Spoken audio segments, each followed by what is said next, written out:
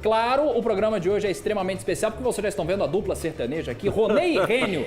Brincadeira. Presidente do Uberlândia, Rênio Carlos Garcia, está ao vivo conosco aqui. E claro, esse é o grande destaque do programa de hoje. Bom, inicialmente, Ronei, obrigado mais uma vez por estar conosco. Prazer estar aqui mais uma vez. Boa tarde a todos. Eu tenho certeza que o programa de hoje está sendo aguardado com muita expectativa. Com certeza. E claro, já dou uma boa tarde para o presidente do Uberlândia, Rênio Carlos Garcia, que gentilmente nos atendeu para vir falar conosco. Rênio, bom, primeiramente, valeu por estar aqui no Donos da Bola. Sei que não deve ter sido os 10 dias fáceis para você, mas estamos aqui para a gente te ouvir também. Obrigado pela presença. Bom, boa tarde a todos. Na realidade, não são 10 dias, são quase 450 dias sem paz.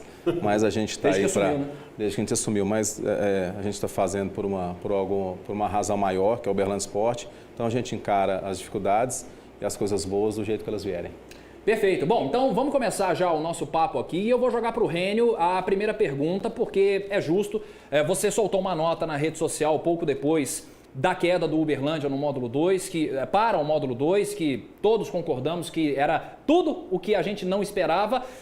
Mas, Rênio, fica a pergunta, o que deu errado de um time que quase subiu para a Série C do Campeonato Brasileiro para um time que fez uma campanha muito ruim no Campeonato Mineiro da primeira divisão e acabou caindo?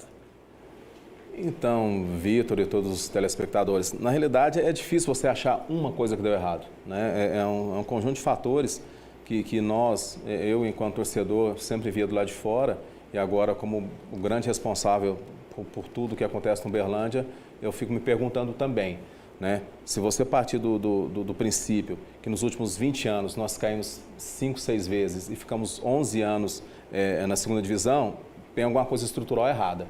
Então, isso a gente tenta todo dia. E desde que a gente chegou no Uberlândia, todos os dias é uma luta para poder colocar o time em campo, né? Então, a partir desse momento, você começa a fazer as coisas de uma forma que nem sempre é do jeito que a gente quer, né? Mas isso não justifica, como eu escrevi na nota, se tem alguém responsável por esse rebaixamento, né? Sou eu enquanto presidente, porque eu tenho a caneta, então não adianta eu querer agora culpar A, B ou C. Muito pelo contrário, eu tenho que me desculpar, em especial com o torcedor, né? Com os patrocinadores que nos apoiaram muito, muito, muito, com a imprensa que também não faltou apoio, porque o Uberlândia ele vende porque a imprensa está lá para mostrar o produto que é o Uberlândia Esporte. Eu acho que é uma via de mão dupla, é bom para os dois. Então não adianta eu querer falar que existe uma situação, um culpado. Existe um culpado geral, que sou eu, mas existe toda uma história que a gente tem que aprofundar e é isso que a gente está fazendo agora, que a gente está sem calendário, para poder fazer com que isso não aconteça mais. Pode, Ronei. Ô, presidente, eu disse aqui, não sei se você concorda, que eu entendo que o Uberlândia fez algumas escolhas erradas e talvez isso tenha sido o grande motivo da queda da equipe. E talvez uma escolha errada seria a manutenção do técnico Chiquinho, não sei se a manutenção do diretor de futebol, a escolha dos jogadores. Você entende dessa forma também? Você acha que realmente houve alguma escolha equivocada da parte de vocês? Não, eu entendo que a gente errou, mas falar que escolheu o Chiquinho ou o Juninho, eu não concordo não. Porque o mesmo Juninho ano passado, ele quase levou o time à semifinal, o mesmo Juninho quase levou o time à Série D, e agora querer culpar o Juninho só para poder agradar alguns aí, eu acho que não é assim. Não concordo, né? Eu concordo que teve erros, vários, mas são situações que a gente tem que assumir e corrigir para o futuro. Mas a manutenção do técnico, por exemplo, tudo bem, o time, eu até entendo a permanência dele, fez uma grande campanha o ano passado, a lógica seria a manutenção da comissão técnica, da base da equipe e tal, tudo bem. Mas nos amistosos já ficou claro que o time não estava evoluindo. Foram 6 jogos e o time deixou a desejar em todos eles. Começou o campeonato muito mal. Essa demora de perceber isso talvez tenha sido um grande erro ou não? Ronei, para quem está de fora, eu concordo com a sua visão, né? Concordo e te dou o direito de pensar assim. Para quem está de fora, as coisas são um pouco diferentes. Por quê? Porque a convicção ele tem que existir em quem está fazendo futebol. E nós tínhamos um diretor que ele tinha as convicções dele. E a partir do momento que você começa a olhar amistoso, eu posso discutir com você, por exemplo, aqui do Mirassol ano passado.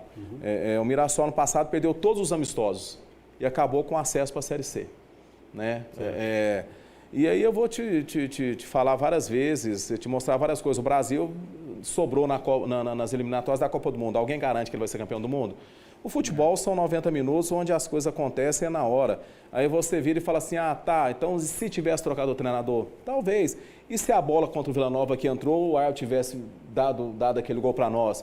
Era mais um ponto que fosse. E se o pênalti contra o América tivesse dado, que foi claro, né, inclusive reconhecido pelo pessoal da federação, poderia o Pouso Alegre ter que fazer 2 ou 3 na gente lá. E se o pênalti contra o Atlético tivesse sido dado? E se? E o futebol não aceita se. Então, por isso que eu concordo com a sua visão, de quem está do lado de fora. Eu também, às vezes, pensei, igual vocês, mas no dia a dia a coisa funciona diferente. Por isso que eu assumo a responsabilidade e digo para o torcedor que nós vamos ter que tentar mudar, né? Buscar uma mudança para fazer um Uberlândia forte, não para subir no próximo campeonato só, é para subir e estabilizar, porque o Uberlândia não está estável no Mineiro há décadas, entendeu? E quem quiser aprofundar nesse assunto comigo, vem conversar, porque em 84 o Uberlândia não ia nem disputar e foi campeão. Sim. Carol Guzzo. Rênio, eu quero aproveitar e agradecer mais uma vez a sua presença aqui, a gente que manteve esse contato durante alguns dias, e aproveitar então que você falou, né, sobre o maior título de expressão do Verdão, que foi em 84, né, que foi a Taça CBF, foi isso que deu acesso a ele à Série A. O Uberlândia merece um time e uma equipe para estar na elite nacional. Eu vejo assim que tem toda uma estrutura para isso. Além do mais, o Uberlândia é a segunda maior cidade do estado. Onde que está essa falha, né? Carol, é isso que eu ouço do Brasil inteiro. Né? É isso que eu ouço de todas as pessoas. Mas quando a gente compara o Uberlândia à cidade, entre aspas, ela tem uma covardia com a Uberlândia, porque a cidade de Uberlândia ela vem de uma construção incrível de grandes pessoas. E estar no Uberlândia, eu falo de experiência própria. Um grande amigo meu que foi presidente do Uberlândia, que é um grande empresário aqui da cidade, um dos maiores do grupo atacadista, ele falou para assim, não vai que você vai perder sua moral, você vai perder a sua idoneidade, você vai virar ladrão, você vai virar bandido. E eu falei, não, mas eu gosto, eu vou. Né? Então, muitas vezes, essa pressão que eu acho descabida, ela faz com que as pessoas que podem ajudar se afastem do clube. Então, para mim, para começar a mudar o Uberlândia, as pessoas precisam começar a mudar a mentalidade. Rênio, uma pergunta. Você se elegeu com a chapa Paixão Centenária, claro, de olho na sua história, na história da sua família com o esporte da cidade. Eu entendo que deve ter sido um baque pessoal para você muito forte essa queda. Eu tive lá, inclusive na última semana, preparação. Foiane estava muito confiante, Juninho estava muito confiante, você também estava confiante. Em algum momento, passou na sua cabeça renunciar? Nunca. Nunca. Como que você está hoje? Normal, cara, normal. Tem muita coisa dos bastidores que eu não posso falar aqui, porque senão toma processo, como aconteceu nas outras diretorias, mas a renúncia não existe, isso é uma grande besteira, isso é para gente fraca. Ô, Rênio, como é que está a situação financeira do Uberlândia? Porque a gente fala que as redes sociais hoje, né, elas estão aí com muitas informações, fake news, e surgiram comentários de que o Uberlândia estaria com salários atrasados, devendo para jogador e etc, etc. Como é que está a situação? Realmente teve salário atrasado? Isso comprometeu de alguma forma a campanha do time ou não? Teve no dia do jogo do Pouso Alegre, a gente estava com... Que dia que foi o jogo? Tem 2 semanas, né? 2 semanas. 14, hoje é 29. Hoje é dia 30, né? Hoje é dia 30, Isso. Então 15 dias, no dia do jogo, a gente estava com 5 dias de salário atrasado. 5 dias. Né? Foi dia 19 o jogo. O que eu discordo no futebol, porque as pessoas falam, é normal salário atrasado no futebol. Não, para mim não é, porque são pais de família, tem que receber. Então, isso aí é conversa. Esse foi o único atraso que teve? Não, teve. A gente pagou, Sim. A maioria antecipado, né? Certo. Porque eu venho de uma cultura de receber no dia útil do mês. Então, eu sempre paguei. Só que as pessoas preocupam com o salário, mas ninguém preocupa com quem pagou o salário.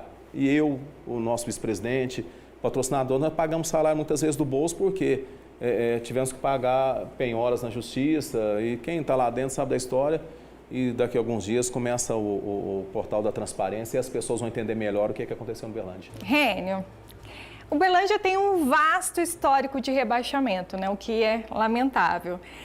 E eu vejo que o torcedor, ele teme pela queda para a segunda divisão do próximo ano. Eu já ouvi pessoas falando isso, né, não confiando, né? Como que você pode tranquilizar o torcedor diante desse cenário? Bate na madeira. Não, Carol, não existe como eu tranquilizar.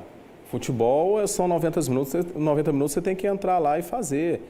Então, muitas vezes, o torcedor, ele é passional, ele é a razão de ser do clube, ele tem lá os temores dele, assim como eles acham que o Uberlândia tem que ser time de Série A, ao mesmo tempo ele acha que o time vai cair para a Série B do Mineiro. Então, é meio contraditório, né? Então, acho que tem que ter equilíbrio, não é por aí, a gente tem que trabalhar, o Campeonato Mineiro para nós já começou do ano que vem, né? Monitorando jogadores e tudo mais. Não é esse o caminho. O torcedor, da mesma forma que ele acha que nós não podemos ir para a Série A do brasileiro, acho que vai cair para a Série B, então eu não posso concordar com isso. A gente tem que trabalhar e muito para o Uberlândia poder se estabilizar. O Rênio, você disse no bloco anterior que houve atrasos pontuais em relação ao salário do Uberlândia. Eu vou aprofundar um pouco mais a minha pergunta. Qual é a situação financeira atual do Uberlândia? Qual é a dívida do Uberlândia hoje? Tá, o Uberlândia, ele deve em torno de 8 milhões. Né? Isso é muito ou é pouco para um clube da estrutura do Uberlândia, na sua avaliação? Depende do ponto de vista. Né? Se você olhar de forma administrativa, um clube que tem um patrimônio de milhões de reais, mas não tem liquidez, isso pode parecer pouco. Mas a partir do momento que você tem uma dívida de 8, com os juros aí na casa dos 2 dígitos, você vai ver que a cada ano vai subir 1 milhão. Vai chegar um momento que o Uberlândia, o patrimônio dele vai para pagar as dívidas, como foi com o nosso vizinho aqui, que perdeu o Boulanger Pucci, né? Como foi com o Cruzeiro, né? Como foi com o Galo, que vendeu parte do patrimônio, como foi com Araguari, com vários. Isso no futebol é uma herança maldita, né? das administrações. Agora, cabe a quem está agora administrando o Uberlândia tentar arrumar soluções inteligentes para que proteja o clube e, ao mesmo tempo, não deixe que a gente perca patrimônio, como perdemos parte do Juca Ribeiro. Vamos falar da gente mesmo, né? Sim. E que nós perdemos parte do Juca Ribeiro e, mesmo assim, a dívida não foi saldada. É para isso que a gente trabalha, para não deixar acontecer isso. Bom, e, aliás, por falar em patrimônio, tem um assunto polêmico aí, que é a venda de parte da Vila Olímpica. Que situação é essa? Realmente foi vendida? Para quem? Quanto foi? Esse dinheiro já foi pago? Como é que está essa situação por aí? aí? Que entregaram a Vila, não é assim que funciona. Esse negócio sempre por aí parece muito papo de internet, sabe, Bergara? A gente tem que ser mais sério com as coisas, porque o Uberlândia é sério, né? Então, vamos de trás para frente. Primeiro, nós não recebemos nada ainda. Segundo, tem um conselho formado lá por 75 homens e pessoas da sociedade, e tem pessoas dos mais diversos representatividades, de grandes CEOs de grandes empresas, a advogados do mais alto gabarito, empresários, com uma pessoa mais simples, que eles são sérios. E quem faz a gestão do patrimônio do clube não é o presidente da executiva. Né? Para você vender a sua casa, Ronei, sem a sua esposa assinar, você não vende. Imagina vender o patrimônio do Uberlândia. Então, tem muita coisa que as pessoas falam que eles têm que ter um pouco mais de responsabilidade. Tá? Mas então, foi vendida a parte da Foi Vila? negociado parte da Vila para pagar dívidas do passado, não dessa gestão. Sim. Porque senão o Uberlândia ia para 10, para 12, para 14, ia chegar um momento que ia ficar inadministrável. Nós tivemos milhares de reais de penhora. Só para vocês terem uma ideia, só para a prefeitura, o Uberlândia deve 1,3 milhões. Só para a prefeitura. Só para um ex-vice-presidente do Uberlândia, nós pagamos o ano passado 700 mil reais. Só para um ex-treinador, nós pagamos quase 300 mil reais, inclusive parte dessa dívida por causa de uma entrevista aqui na Band. Então, as pessoas precisam entender que a gente é sério, tem uma história, as pessoas que estão lá têm uma história, né? O presidente do conselho, Luiz Martins, é um cara sério, meu pai é do esporte, você conheceu, o pai do Luiz é do esporte, claro. Você conhece, né? Você conheceu, né? Então, assim, as pessoas precisam ser um pouco menos irresponsáveis, entender que o Uberlândia é sério. Mas essa negociação dessa parte da Vila Olímpica resolve os problemas financeiros do Uberlândia? Resolve, não é para futebol. Com esse dinheiro está determinado em assembleia que ele vai quitar as dívidas do Uberlândia e vão comprar uma área em torno de 300 mil metros. Eu não tenho os valores porque fica parecendo assim, foi o presidente. Não, eu não tenho autonomia para vender nada. Foi montada uma comissão, foram montadas comissões de pessoas sérias, de pessoas da sociedade, para poder fazer cada negociação. Eu não centralizei nem venda nem compra. Aliás, nem voto eu tenho, porque eu não sou do conselho. Né? Eu mal participei da reunião, porque eu não tenho autonomia para isso. Mas o Uberlândia tem que quitar as dívidas dele, sim. Falando em grana, agora muita gente está falando que a solução para tudo no futebol é a SAF. Nós vimos o Atlético, que foi um exemplo de sucesso, outras equipes, a Ferroviária também está para virar lá em São Paulo. Você cogita essa possibilidade? Há um estudo técnico para pensar nessa viabilidade do Verdão virar uma SAF? Existe todos os tipos de estudo, como eu disse aqui na resposta anterior, que nós precisamos tratar a Uberlândia com seriedade. A gente está conversando sim para poder apresentar para a sociedade um projeto. Você citou 2 nomes muito interessantes, eu vou falar do Atlético. A campanha do Atlético agora tem muito pouco a ver com a SAF. Mesmo? É muito pouco. Ela já era um projeto antigo que uma empresa de medicina aí, de convênio médico bancou. O Fábio é meu amigo, eu fiz no futebol, eu sei de todas as situações do Atlético, a gente conversa muito. A Ferroviária, por exemplo, que era um exemplo até o ano passado, a Ferroviária hoje está com problema financeiro, porque saiu o grande patrocinador da Ferroviária, saiu da Ferroviária. Isso. Então o futebol é cerveja, muito... né? Não, era uma loja de eletrodoméstico. Casa Bahia. Sim, Casa Bahia. Que era o Samuel. Mas o Uberlândia já recebeu alguma proposta, alguma sondagem nesse tempo aspecto aí? O tempo todo. Sim. O Uberlândia é sondado o tempo todo, por isso que tem que ter muita cautela, muita frieza. É uma decisão que não parte, ela não é unilateral, eu não tenho que decidir. Tem que chamar as pessoas, tem que chamar a sociedade, tem que chamar o conselho, que o responsável por isso é o conselho. O Uberlândia até tem que dar satisfação para fora, porque a sociedade faz parte do clube. Mas tem um conselho lá muito sério que eles decidem as coisas. Nós temos mais 2 perguntas, o nosso tempo infelizmente é curto, mas a Carola vai falar sobre base, que é foi uma base inclusive da sua campanha, você gosta muito da base, está voltando agora, Fábio Broster, o Paulo Vitor, e vai voltar a jogar campeonato, que é o que a gente quer, Isso, né, que a gente quer saber, como que está a preparação aí da base, eu sei que vocês estão investindo bastante nisso, né? Conta pra gente, Rênio, o que vem por aí a partir de agora com a base sub-20, né? Aí é um assunto que eu gosto de falar, porque é minha paixão, né? A gente está lá com o Paulo Vitor, ex-goleiro da Seleção Brasileira, ex-Fluminense, um cara de renome nacional, muito bem relacionado. Nós trouxemos um profissional licenciado da CBF, que é o Fábio Broster, ex-Cruzeiro, ex-América. Nós estamos lá com 26 meninos, sendo que são 18 da cidade e alguns de fora, porque o futebol ele tem que ser aberto da região para todo mundo. A gente disputa o Mineiro agora, sub-20, que foi um empenho nosso junto à federação, que o Uberlândia estava fora, a gente conseguiu mudar o regulamento e o Uberlândia disputar lá com o Cruzeiro, Atlético, América, Betim, com todo mundo. Então é um campeonato que vai ter 20 rodadas, começa dia 14 de maio, jogo lá são 20 jogos, assim, um campeonato longo que vai colocar a molecada para rodar. E o nosso projeto, se Deus abençoar e com muito trabalho, é que a gente tenha no mínimo aí 5 meninos. A aposta está grande, né, Rênio?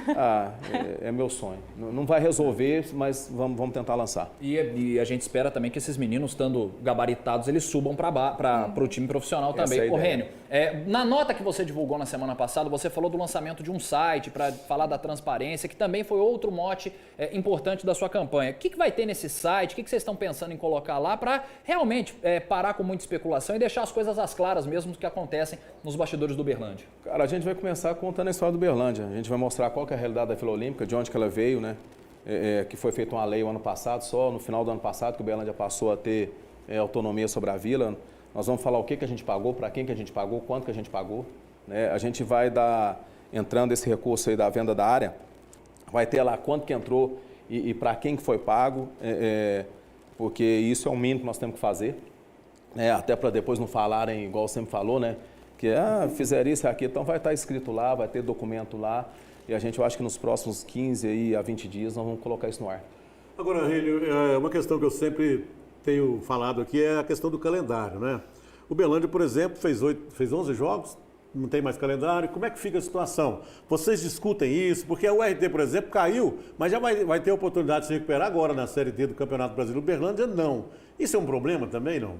Os dois é problema, tanto ter calendário quanto não ter calendário. O ano passado a gente tinha calendário, mas não tinha caixa para fazer o campeonato, né? Porque dão a classificação, mas não preparam o clube para sustentar isso. Nós gastamos aí muito dinheiro no esforço, no peito. Então, enquanto o Uberlândia estiver fazendo esses voos de pica-pau, que sobe e desce, vai ser isso aí. Então, a gente tem calendário, a gente tem que estar pronto para isso, mas a gente tem aí um ano e o outro ano para preparar para quando a gente voltar para esse calendário cheio, que não fique nesse sobe e desce, porque, por exemplo, o que nós gastamos ano passado desestabilizou nossas finanças para esse ano, isso é óbvio. Isso é muito óbvio, então a gente não pode mais viver desse jeito. O Uberlândia tem que mudar e precisa de todo mundo para mudar. Não é só o Rênio, não é só o Conselho, é todo mundo, não é só a executiva. Claro, e a imprensa, claro, nós todos estaremos apoiando e cobrando também, porque é o nosso papel e a gente, claro, sempre quer o bem do esporte. Rênio, lamentavelmente o nosso tempo acabou. Tinha muito mais pergunta para a gente fazer, mas você já está convidado para vir numa próxima vez. E acima de tudo, né? Eu acho que também é um desejo seu e de toda a galera que está acompanhando a gente. Vamos voltar, vamos ficar com o calendário nacional, que é justamente o que a gente está querendo já a partir do ano que vem. Obrigado pela sua disponibilidade de vir falar com a gente. Agradeço, a gente está à disposição. Mais uma vez peço desculpas, a gente assume a nossa parte do erro e pede ao torcedor que ele entenda que o Uberlândia ele não é comandado por um. Né? E muita coisa que a gente pode falar até lá na Vila Olímpica, vai lá visitar a gente, que eu falo muita coisa. Aqui no Ar, se eu falar, é muito processo.